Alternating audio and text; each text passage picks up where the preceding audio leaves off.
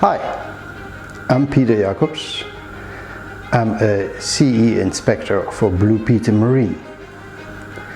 And I would like to use my 23 years of experience in this field to help you navigate through the maze of CE directive and ISO standards.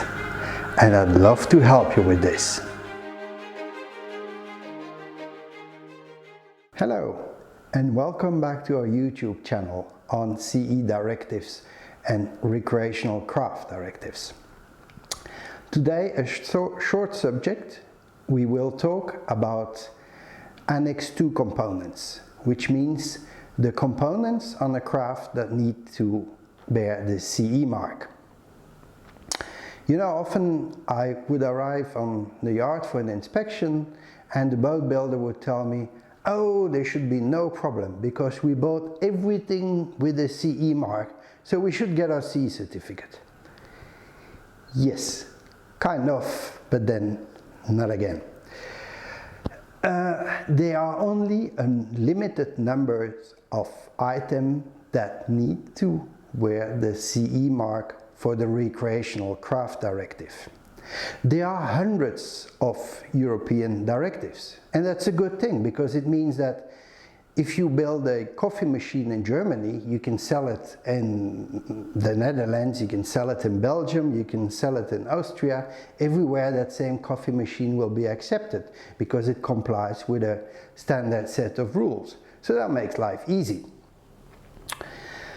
But today we concentrate only on the Recreational Craft Directive. So all the others, they all wear that CE mark as well. You know, the toy directive, the machinery directive, the medical directive, the low voltage directive. Oh, I could go on and on, there are hundreds of them. Except the marine equipment directive, but that's for the big ships like the IMO vessels and so, they wear a ship wheel that is slightly different, but all the other ones have CE mark. However, on the craft, there are only 5 items in which we are interested, and I'll read them from my list. They are ignition protected equipment for inboard and stir draft petrol engine and petrol tank space. Here, well, petrol, only petrol, not diesel. So yes, if you have an electric component inside a petrol tank space, you don't really want it to create sparks. Not a pleasurable experience. So they need to have a CE mark and a declaration of conformity. The next one is starting gear protection devices for outboard engines. So this one is really for the manufacturer of the outboard. You shouldn't worry about it. They have to have a system that you cannot start the outboard when it's in gear. Then number 3 are steering wheels, steering mechanism and cable assemblies. So the whole steering system need to have the CE mark on it. So if you ask me, what about the steering wheel we built? Yes, that is possible because the items we're discussing are items you buy off the shelf or without placed for sale on the market. Now if you make your own steering wheel, that is possible, but obviously you have to do the same test as the producer of that steering wheel. Same as for the next one. Fuel tank intended for fixed installation and fuel hoses. So highlighting fixed installation, so not the portable red fuel tank for your outboard, but a fuel tank intended for a fixed installation that you would buy off the shelf from big manufacturers who make them in rotomolded or stainless. You know, you buy them from a catalog, they have to have the CE mark. Again, if you make your own tank on the boat, then you just have to do all the pressure tests and all the additional tests required for that fuel tank, and that's part of your boat certification. Then finally, the last one are prefabricated hatches and port lights.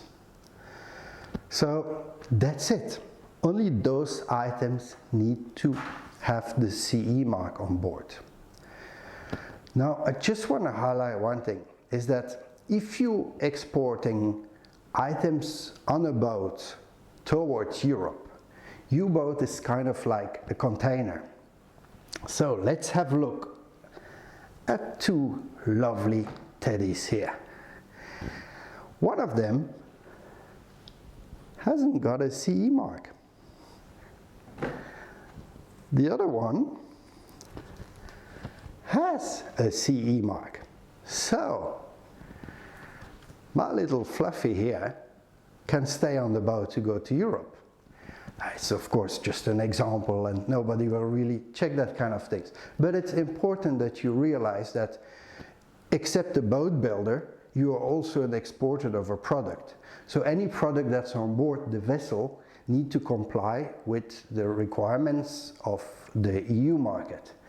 So if a child would die because it's biting on the Fluffy, or I don't know, get suffocated, they could sue you because you illegally brought a non-CE marked product on the EU market.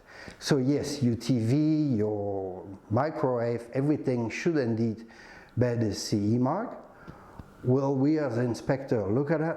No, it's not part of our assessment. So remember, there are basically three remaining items: steering wheel and mechanism and cable assembly, the fuel tanks and the fuel hoses, and the port lights and the hatches. That's it. Those are the only items. You need to have the declaration of conformity, the document that's mostly in the packaging or somewhere in the manual or so. Keep that, do not lose it, we will ask for it. That's it for today. Short overview. And so don't worry too much about all these items that should be CE marked. Just remember those three ones we mentioned. Thank you. And don't forget to subscribe and like my channel. Bye-bye.